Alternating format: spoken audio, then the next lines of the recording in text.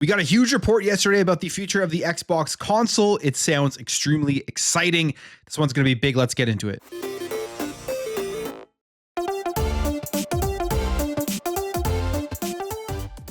So they talk about the next Xbox console has been going on now for a while. I mean, we know that Xbox is making a next generation console, contrary to what all the fanboys say online that Xbox is dead and they're not going to be making one. They've come out multiple times over the last few weeks and confirmed that yes, it is still in development. There's still a first party Xbox console. And I think there's going to be multiple Xbox consoles on top of that from OEM. So that is going to be a next gen that we've really never seen before in this space, where you've had other manufacturers jumping in. And I think the big reason for that is because the first party one is going to be expensive and they'll want to give the option for people who don't want to spend that kind of money to still be able to get into an Xbox console. So that is all yet to be foreseen, but does sound very exciting. And now we got a big article here from Windows Central and Jez Corden going over the future of what they are looking to do here with the Xbox console. And it answers one major question that I've had all along is, what are they going to do with your backwards compatibility? It looks like all of that is going to be available. Plus, you're getting Steam, you're getting PlayStation games, you're getting everything under one roof, which is a very exciting prospect, if you ask me. Here is the article. Microsoft's ambitious new Xbox, your entire Xbox console library, and the full power of the Windows gaming PC, and no multiplayer paywall. So another massive thing that he is saying here, no multiplayer paywall. This has been a question that people have had. It makes zero sense to keep multiplayer paywall if you are building your next console to incorporate the PC side of gaming, because they don't pay for online currently. Here's the article. Xbox is dead. Long live Xbox, as the saying goes. Because the meme goes back and forth non-stop. Saying here, no gaming platform in history has been declared dead as many times as Xbox, yet live. And it still does. Microsoft itself earned itself plenty of condemnation, though, when you put the clickbaitery aside. Owing to a variety of rapid-fire strategy changes, large-scale layoffs, and disappointing price hikes, Microsoft hasn't exactly ingratiated itself to the remaining Xbox faithful as of late. I mean, that is fair. Xbox, this generation, have made lots of great moves, but they've also stepped on a rake almost every time they make a great move. So the criticism is justified. The headlines saying that they're dead just don't make any sense. That is absolutely just clickbait, because people writing that I don't think actually believe that it is dead, especially when you take a look at how much they've grown their numbers. It just, them dying right now, I don't think is in the cards.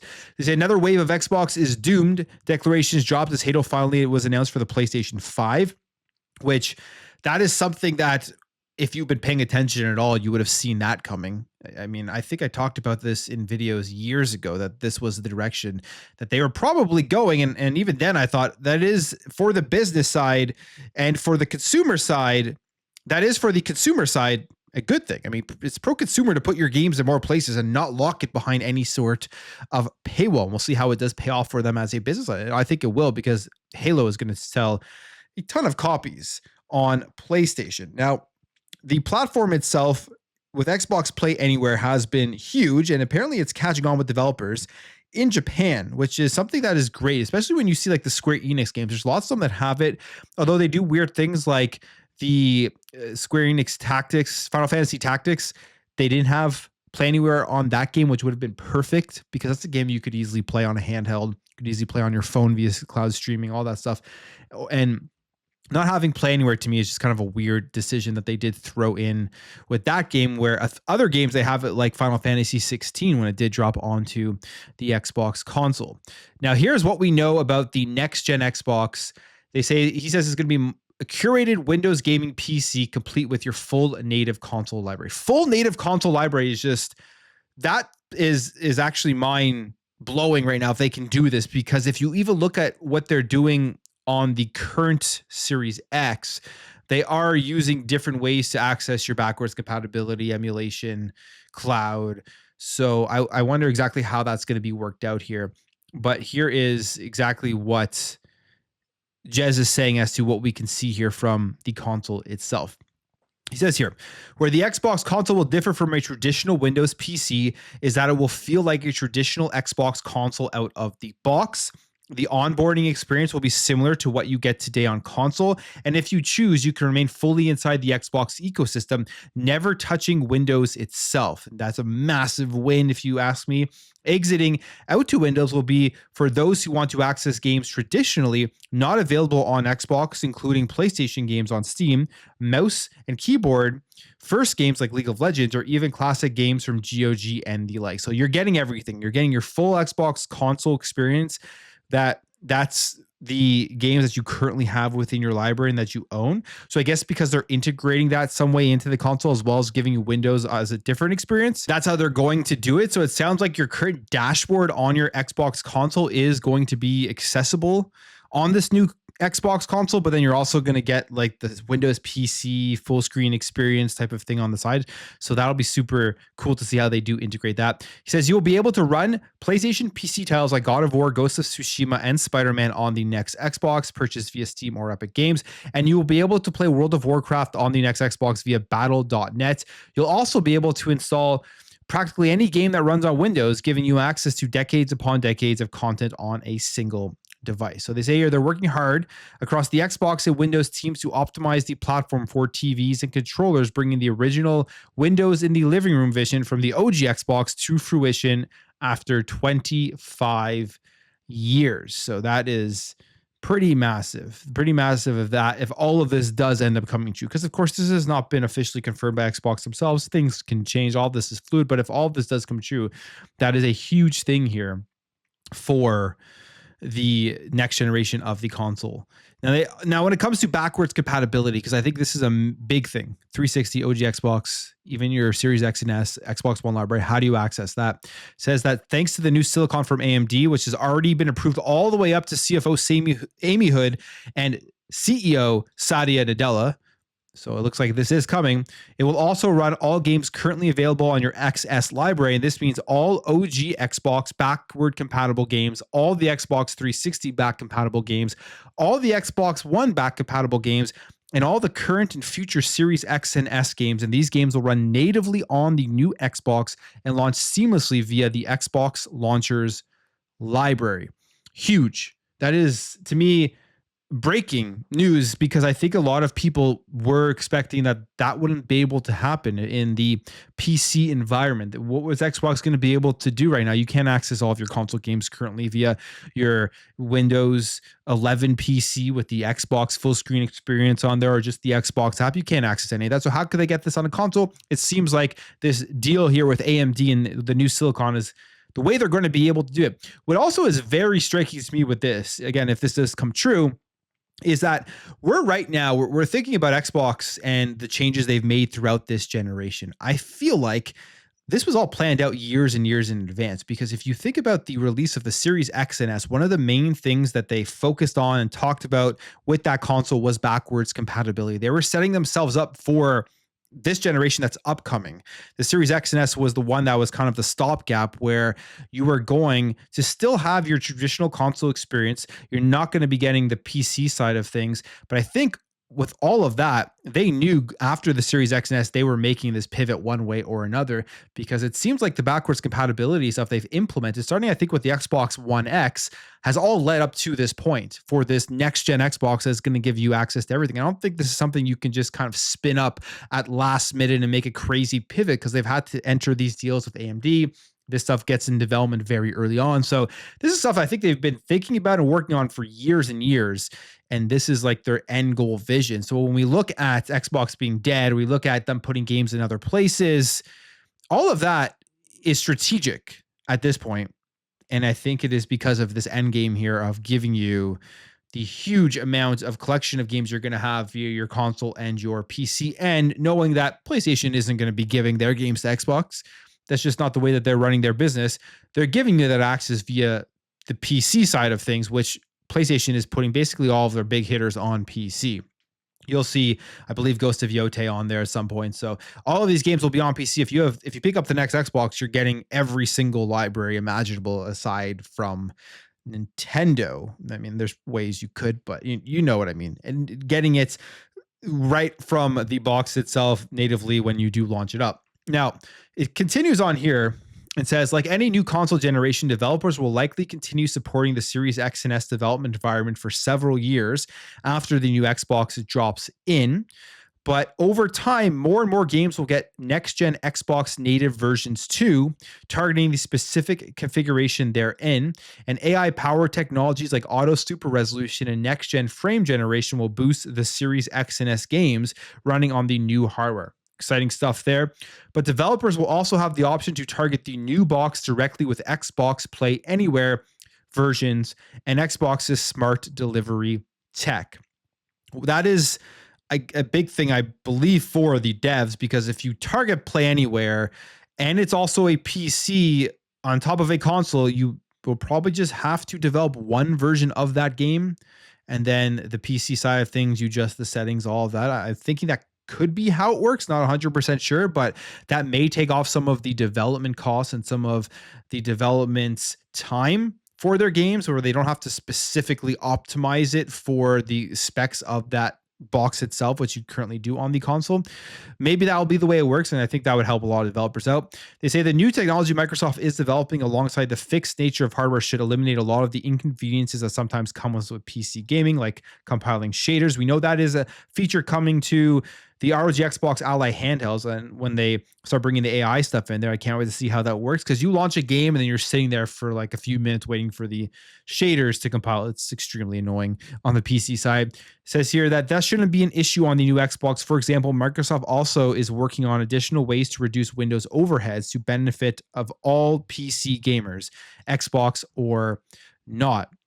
So to me, all this very exciting, very, very exciting. Genuinely cannot wait to see this announced, if it is true, and then how they're going to go ahead and sell this box to the public once the information is out there. And now we get into some speculation side of things. And this has to do with Game Pass and how much will all of this cost and things like that.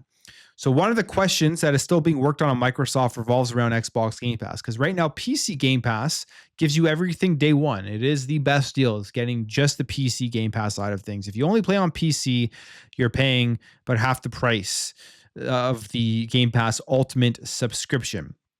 But what he expects here is he could see PC Game Pass being rebranded, and then the Xbox Game Pass website, PC Game Pass, is de-emphasized and almost hidden away underneath the three main tiers. He says he wouldn't be surprised if we see this deprecated in the future, given that Xbox Game Pass Standard and Premium both now include some PC games. The idea of per device Game Pass doesn't make a huge amount of sense in the universe where Xbox consoles and PC merge. But we'll have to wait and see how that all does play out. The price, though, Sarah Bond, when this comes to the console, like, I don't think the price of Game Pass is going to change. It is what it is. Like, if you want all the day one games, which there's an insane amount of games, if you want that huge catalog, you're probably paying that $30 a month if you want all that in there. And if you don't want that, well, even if you pick up the console, you're still going to be able to purchase it on whatever system that you want. If you want to wait for Steam sales, all that stuff, you'll get access to it all anyway. So it's really up to the consumer as to what they want to do. It's just more choice at the end of the day. It says here about the price. Sarah Bond has warned that it will be expensive. And he says, in theory, the next Xbox should still be cheaper than buying equivalently powerful gaming PCs. And we'll wait and see. This is just his theory as to kind of how much he thinks it will cost. I think it'll be expensive. Like, it will be up there in terms of price. Like, at the minimum, I'm seeing this thing cost $800. But with the power under the hood that we're hearing about with Magnus and what we're getting access to me, that is worth it. Will it push over that $1,000 mark? That's where you'll see a lot of people decide if that is where they want to go with this. That becomes very curated, very premium. And I don't think they're expecting to sell millions and millions and millions, like 50 million units of that thing at those prices. But that's where I do also believe the OEMs come in. And then they give you lower end options. Still play games good, but gives you a cheaper access point into the ecosystem and just into gaming itself, PC gaming and console gaming. So they'll, again, more choice. I know people always like to complain when these things do happen or think that it's dead because it's not like it used to be. But everything that has happened throughout this generation with Xbox, aside from all of the negative things that they've done, like raising the prices of Game Pass, they've provided more choice at the end of the day. So if you don't want to pay that premium price, you can still get in and play games that you want to play at a cheaper option. But then there's obviously the luxury and premium side of things if you want to pay the most for everything out there. Now, the other thing here is that they did talk about is the reduction or the taking away online pay, which is something that should have been implemented in the console gaming for a while now. Because if you have a PC, you don't pay for online. So it's ridiculous that the console side of things still do this. That will be going away, which I think is another game changer. And then that also opens up the console to the PC side of things. So if you are a PC gamer and you've never paid for online, that has always been a barrier of entry for people getting into the console as to whether they would want to go ahead and even try that when they know they're going to have all these paywalls that aren't available or aren't there on the PC side of things. So all of this to be said, there's a lot of unanswered questions. There's a lot of things that we don't officially know because they haven't been given to us by Xbox themselves, but we are hearing that they are going to be announcing stuff and they're going to be at future shows, and who knows when exactly this is going to happen. Because if you remember with the Xbox Series X, it was shown off at the Game Awards the year before they dropped the console. So is this the year? Are they going to show up at the Game Awards 2025 and say this thing is coming in holiday 2026? I could see it happening because next year is the biggest year with the huge games. You got Fable, Halo, Forza, and Gears all coming. Releasing a new console with those games right there waiting for you to jump in and play does make sense. But then there's the reality of it. Is it ready? Is it ready by then? If not, then I think 2027 will be the date. But overall, this console sounds very exciting. You're getting everything in one box, removing the paywall of multiplayer, and still giving you that console experience where you don't feel like you're in the whole Windows side of things. Because right now, even with the ROG Xbox LAX that I'm currently using, the full screen experience is good, needs updates, but you still have that feeling like you are in a PC whenever you have to make settings changes because it brings you to the Windows 11 user interface, which you can't get away from that. You can't get away from that thinking that, yeah, you're still here in Windows 11, but still a nice step in the right direction. So we'll see if all of this does come true. I'm pretty excited. As you guys can tell, I hope this is true. I hope this isn't just another thing that gets canceled or that we're hearing about now and then they pivot. It would be very hard to believe that, especially with the AMD stuff that we have heard with the deals and it being approved here all the way up to Amy and Sadia. So I think this is the way forward for Xbox. To me, this is a very exciting future and not even close to Xbox being dead. But I'll end the video there. If you did enjoy this video, hit that thumbs up. If you're new here, hit that subscribe, and I'll catch you guys in the next video.